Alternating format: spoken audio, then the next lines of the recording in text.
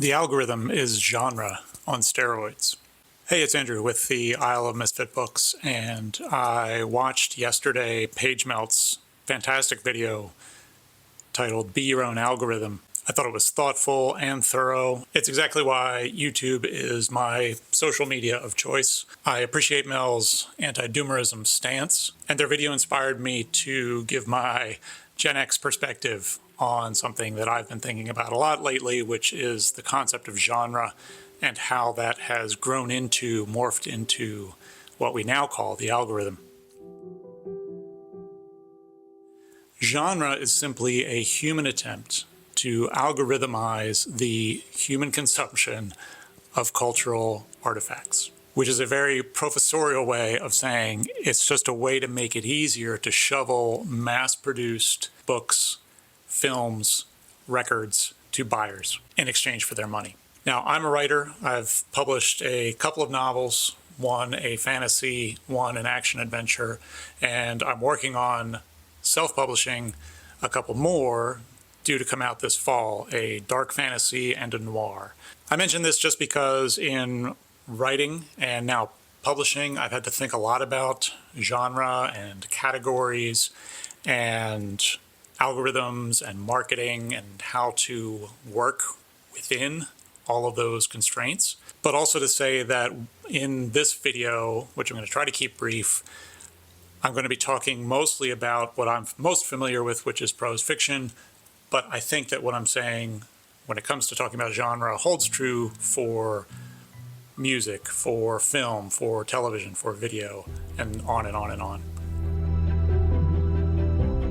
Now, the concept of genres benefits everyone, right? Publishers benefit from genres because they help predict which books are likely to sell, so they know where to invest their limited resources. Booksellers benefit, so they too have some predictability, so they know where to shelve books, and so they know where to direct customers when they come in looking for recommendations and to help them spend their money, so booksellers can make more money too. Writers benefit from genres because they now have a better sense for what sort of book is selling, what sort of book they can invest their limited time into writing. And they want to be able to predict that that will be time well spent. And readers benefit from having the ability to be able to better predict whether they want to commit to the hours required to reading this book versus that book. Look at that. Everybody benefits. What could possibly go wrong? Genre has arisen from our need as humans for predictability and certainty. Now, we also have a need that goes directly contrary to that, and that is the need for novelty. So genre allows us to have our cake and eat it too. It allows us to have something new, but within certain parameters. When a genre gets going, these parameters are uncertain, they're nebulous, but as time passes and these trends solidify, these rules become more codified, more explicit, and even ironclad. I was wanting to record this while hiking along a trail in the woods so I could use the trail as a metaphor to demonstrate how, what might start as just a very faint track in the woods eventually becomes almost a paved trail that is maintained and regularly mowed and cleared, but it's really raining out there, so you may even get some thunder coming into this video. That could be exciting. That's the operating metaphor. It starts as a track through the wilderness, but eventually becomes almost a highway that is just very easy to follow for everybody involved and gets readers, writers, booksellers, publishers, all to the destination that they want to go to with much more rapidity, much more certainty, much more efficiency.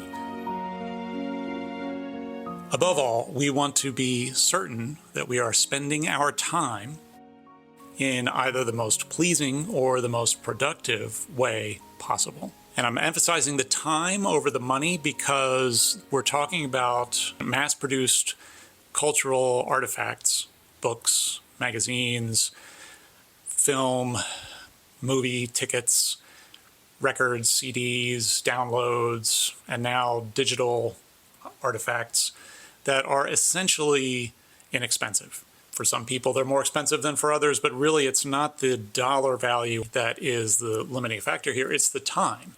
The time that we are going to invest in reading a book. Books in particular are quite long, especially as a Gen Xer. As I get older, I have come to realize that the time is really the finite resource that is so valuable, more than the money. Now, of course, the corporations that are selling us all of this stuff, they're much more interested in our money. But as consumers, we're looking to make sure that, yes, our money, but especially our time, is going to be well invested. We want that certainty, but we also we crave that novelty. And genre, and now the algorithm, helps us to be as certain as possible, gives us more certainty that that's what we're going to be getting. Genre, then, is about really maximizing efficiency, which is where capitalism tends to go. What tends to get sacrificed in the name of efficiency, or as Mel puts it, in the name of frictionlessness? Variety, serendipity, heterogeneity, challenge. There was no single person or entity that disrupted publishing by inventing genre all at once.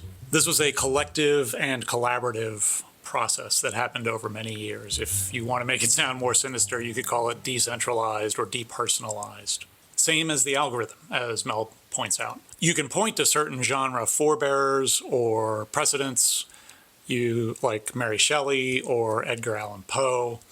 You can point to certain influential, or some might say heavy-handed, editors like John Campbell or Lester Del Rey. But genre is continually growing, solidifying and thickening, yes, but also branching out and twisting, like these trees. And here again is where I was hoping to be out in the woods and able to use the trees surrounding me as a metaphor, but again, I'm trapped inside.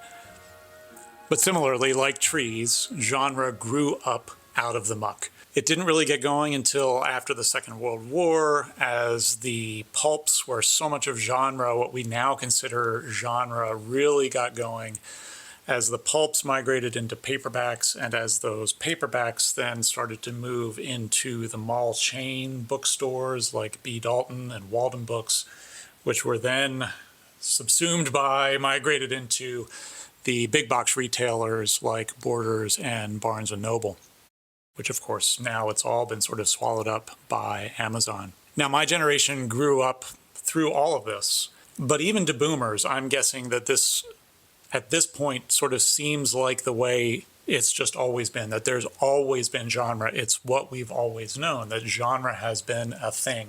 But it's really a fairly recent phenomenon. You can go back and look through history and make the case that genre has, in its way, always kind of existed, that there have always been certain types of books or music or poems or paintings that are being produced at a certain time according to certain trends and certain fashions and certain cultural preferences.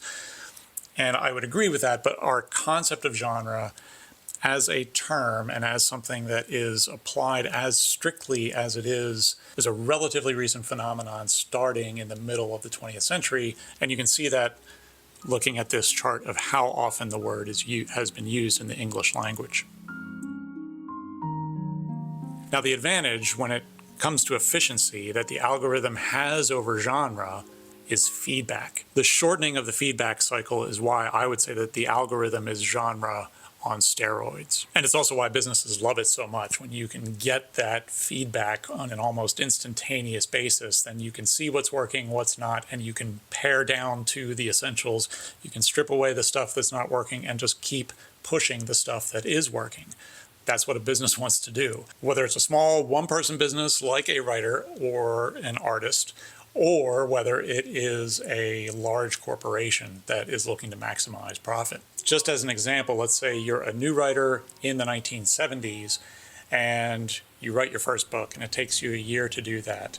And then you spend a year shopping for an agent, get an agent. That agent then spends a year shopping for a publisher, secures a publisher. That publisher then puts that book in their production pipeline. It takes a year to get that book to market. And then after that book is on the market for about a year, you have a good sense for whether that book lived up to genre expectations, how well that book did on the marketplace. Now that's a 5-year cycle from conception to getting feedback on how that book ultimately performed. It's not how you see it depicted in the movies, certainly, or even in books themselves, but it's not completely unrealistic. Let's say you can shorten that to 2 years. You're still talking about a time frame of months, years before you can get feedback, whereas now, with digital products especially, you can put something out very quickly and have feedback on how that product is doing almost instantaneously. And that is something that capitalism really loves. That's something that business really loves. It helps with efficiency. And I would say that this shortening of the feedback loops is what has led to the subgenreification of within a lot of these genres, is because the producers can see what is working, and as they start pushing in and getting feedback from the consumers about what is working, what itches are being scratched most effectively, most pleasurably, they can push more into those areas even. And you get these little sub-genres then as a result, these micro trends, you could say. I'm not a doomer on this. And this is one of the things that I really appreciated about Mel's video was the lack of alarmism. I mean, this is just doesn't spell the end of the world. This is the way things are now. And I'm not trying to argue that it was better back in the 70s when Lester Del Rey held the reins on what was being published in fantasy, or especially John Campbell in science fiction. Do you want somebody like that to be in charge of what's being produced? I would argue no. Now writers can go directly to readers and get immediate feedback. So what's the potential problem with genre, or now with the algorithm?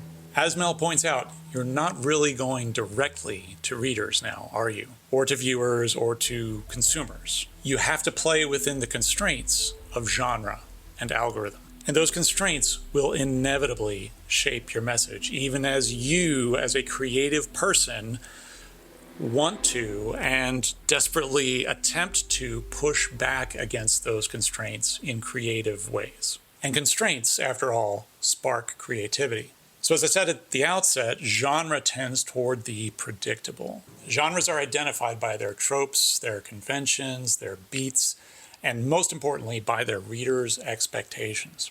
Now, a good writer will deliver on those expectations in a satisfying way.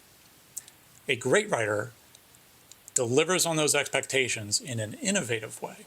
But let's face it, genre, and now especially the algorithm, have learned that readers do not care nearly as much about whether those expectations are met in an innovative way as they care about those expectations being met. Genre and the algorithm care much more about the reader's baseline expectations being met, period. They want to ensure solid at the expense of superlative. I want to innovate because I want my books to stand out. I want my books to find their way into the hands of the right readers. I want good word of mouth. Publishers, but especially genre and the algorithm in particular, they don't care about that. They want to avoid bad word of mouth, avoid bad reviews, avoid DNFs, avoid loss of attention. They have a negative that they are desperate to avoid. So the problem, as I see it, is that the more specific and codified these subgenres and sub-subgenres become, the easier it is to produce them, the easier it is to replicate this formula, which will be done, and I assume is already being done, by AI. Now again, I'm not a doomerist on this. This has always existed. It's called syndication. This is how the Hardy Boys and Nancy Drew books were cranked out. It's called ghostwriting. It's called James Patterson.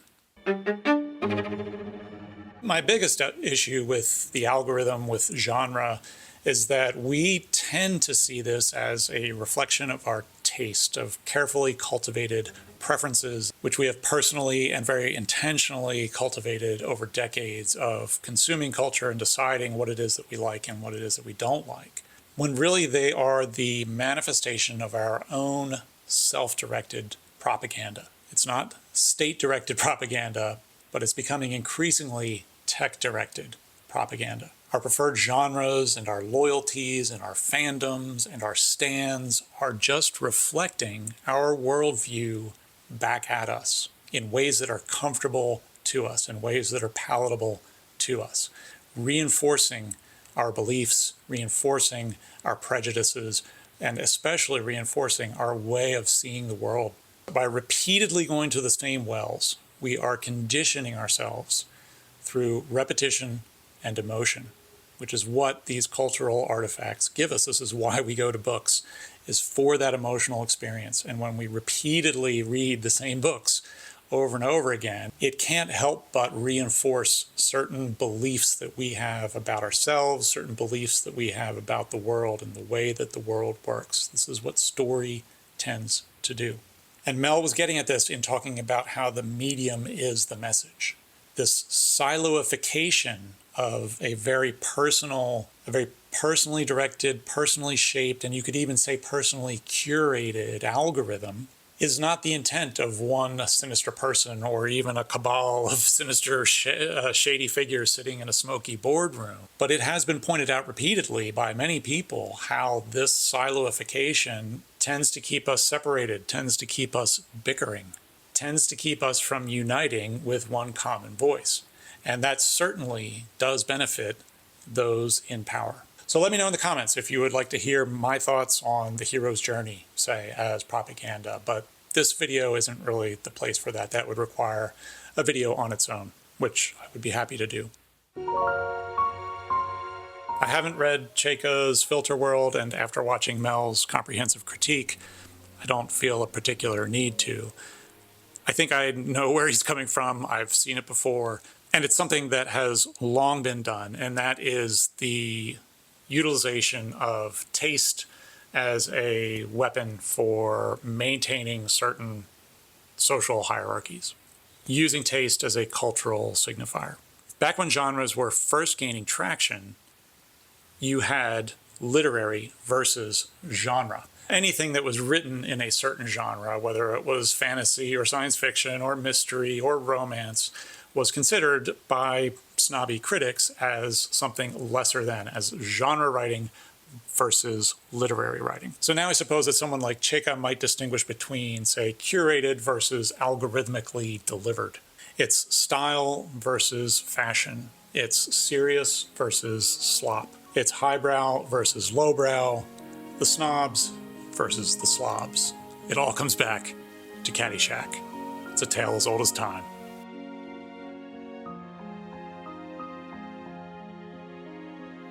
Now, I 100% agree with something Mel says at around the 55-minute mark. We're talking about how most creators post because they're in search of their community. I believe that. That's why I'm posting. And I know that as a writer and as someone who has worked in rare books for 25 years, I have a background and a perspective that I believe could be beneficial to viewers like you. Now, have I figured out how to share my experiences in a way that is beneficial? Well, no, frankly, but that's the fun part of trying to do this. It's the frustrating part. It's the challenging part, but that's the creative part, and that's why I'm doing this. And shout out to Mel for producing a fantastic, thought-provoking video. Really enjoyed it, and I hope this adds just a little something to the conversation. Thanks for stopping by. I'll see you in the next one.